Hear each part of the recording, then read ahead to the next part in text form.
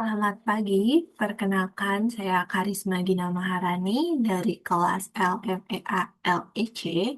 Hari ini saya akan mempresentasikan proyek mata kuliah kewarganegaraan yang saya kerjakan bersama kelompok saya, yaitu kelompok 6, dengan judul Peran Media Sosial dalam Meningkatkan Kesadaran Masyarakat terhadap Produk Berkelanjutan yang relevan dengan tujuan pembangunan berkelanjutan atau SDGs nomor 12, yaitu konsumsi dan produksi yang bertanggung jawab.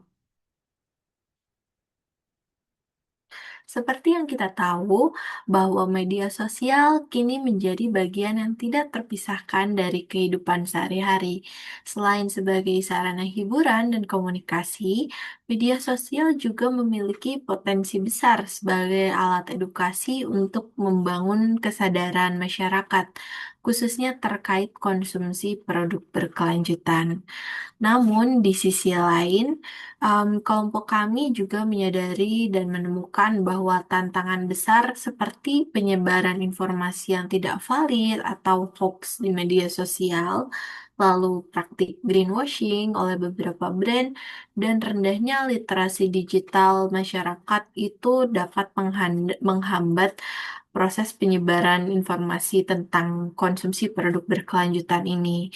Jadi, hal inilah yang mendorong kami untuk mengkaji lebih dalam bagaimana sih media sosial bisa dimanfaatkan secara optimal untuk mendukung gaya hidup yang lebih bertanggung jawab dan konsumsi produk yang berkelanjutan.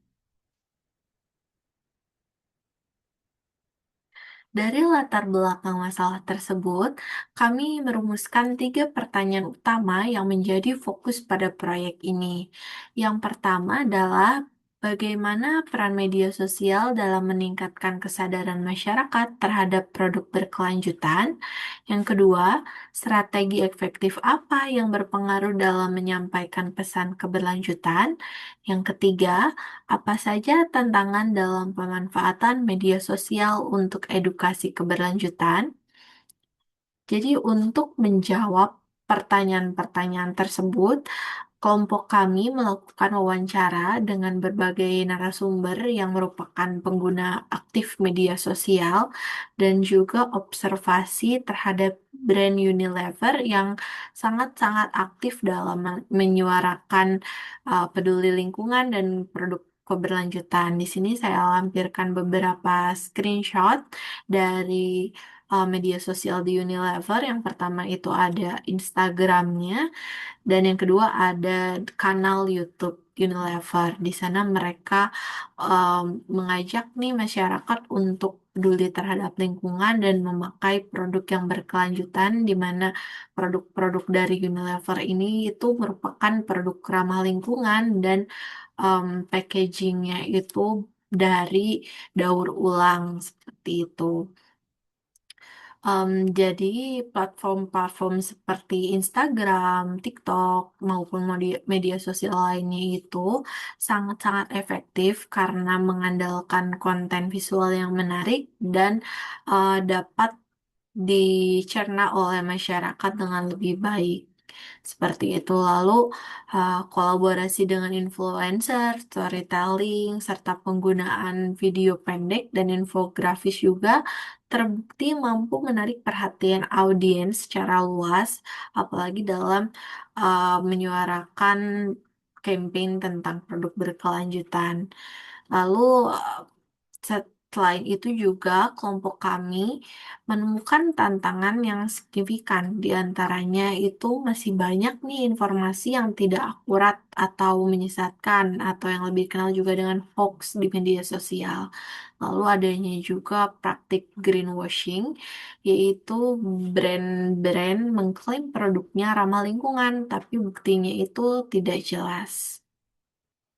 Dan tantangan yang paling utama itu menurut saya pribadi dan kelompok kami juga mungkin adalah literasi digital masyarakat yang belum merata. Sehingga banyak yang tidak mampu membedakan mana sih informasi yang benar dan mana informasi yang salah.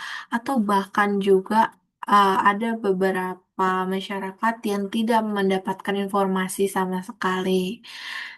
Maka dari itu, setelah observasi dan wawancara yang telah kami lakukan, kami menemukan beberapa solusi yang dapat ditawarkan, yaitu yang pertama, meningkatkan edukasi digital berkelanjutan dengan melibatkan pemerintah, institusi pendidikan, dan konten kreator yang dikenal secara luas oleh masyarakat.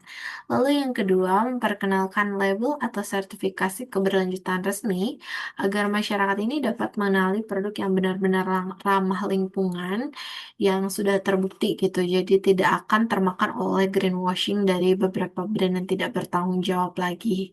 Lalu ada kolaborasi dengan NGO atau non-government organization seperti Greenpeace Indonesia contohnya yang selama ini aktif menggunakan media sosial untuk menyuarakan isu lingkungan secara edukatif dan menarik.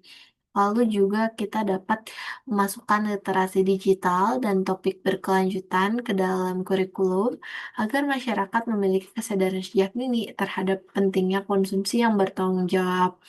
Jadi, solusi-solusi ini yang dapat kami tawarkan diharapkan dapat meningkatkan nih kesadaran masyarakat akan produk keberlanjutan. Lalu untuk saya pribadi, selama menjalani proyek ini, saya mendapatkan banyak sekali pelajaran yang berharga.